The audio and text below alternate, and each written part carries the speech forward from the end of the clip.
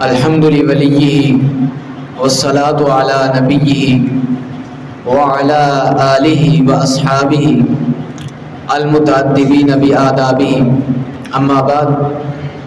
جناب صدر اور احباب بصیرت، آج کے اس ایوان میں مجھے جس موضوع پر لب کشائی کرنے کا موقع ملا وہ اقبال کے الفاظ میں یوں ہیں: در دل مسلم مقام مصطفیٰ است، آبروئے ماز نام مصطفیٰ است۔ جناب والا، قرآن و حدیث کی تعلیمات کا مطالعہ اس حقیقت کو واشگاف کرتا ہے کہ اسلامی تعلیمات اگر جسم کی حیثیت رکھتی ہیں تو ذات مصطفیٰ اس جسم کی روح ہے۔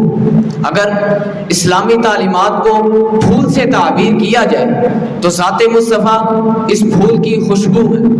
کل کائنات میں سرور عالم فخر بنی آدم صلی اللہ علیہ وسلم کا وجود مبارک عرش سے فرش تک مرکز جمی کائنات ہے۔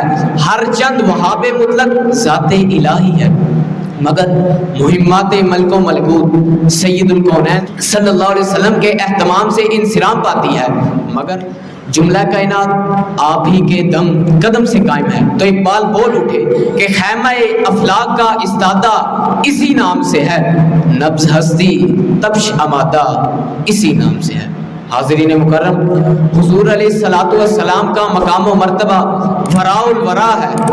حضور علیہ الصلوۃ والسلام کے مقام کا اندازہ لگانا ہو تو اس حدیث قدسی پر غور کریں کہ خالق کائنات نے اپنے حبیب مکرم سے کیا خوب ارشاد فرمایا کہ کلہم یطلبون رضائی وانا اطلب رضاک یا محمد۔ خدا کی رضا چاہتے ہیں دو عالم، خدا چاہتا ہے رضائے محمد۔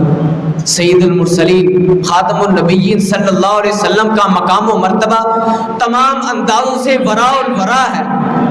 عام مومن کے مقام کی انتہا ولیوں کے مقام کی ابتدا ہے، ولیوں کے مقام کی انتہا صدیقوں کے شہیدوں کے مقام کی ابتدا ہے، شہیدوں کے مقام کی انتہا صدیقوں کے مقام کی ابتدا ہے، صدیقوں کے مقام کی انتہا نبیوں کے مقام کی ابتدا ہے، نبیوں کے مقام کی انتہا رسولوں کے مقام کی ابتدا ہے، اور رسولوں کے مقام کی انتہا اولو العزم کے مقام کی ابتدا ہے۔ اور جہاں اولو العزم کے مقام کی انتہا ہوتی ہے وہاں رسول کریم صلی اللہ علیہ وسلم کے مقام کی ابتدا ہوتی ہے، اور جہاں حضور علیہ الصلوۃ والسلام کا مقام و مرتبے کی انتہا ہوتی ہے وہ مقام اللہ کے سوا کوئی نہیں جانتا۔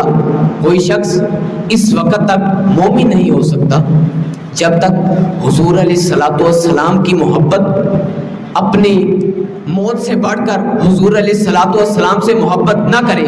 کیوں؟ اس وجہ سے کہ خالق کائنات اس دنیا کے خالق ہیں، اور حضور علیہ الصلوۃ والسلام اس کائنات کے مالک و مختار ہیں۔ کیوں؟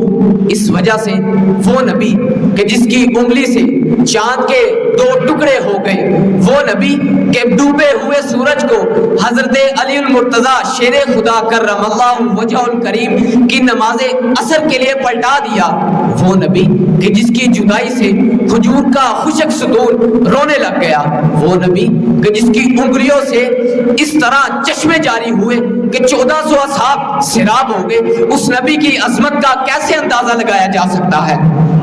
حضور علیہ الصلوۃ والسلام کا مقام و مرتبہ ہمارے تمام شعوروں سے وراء الورا ہے۔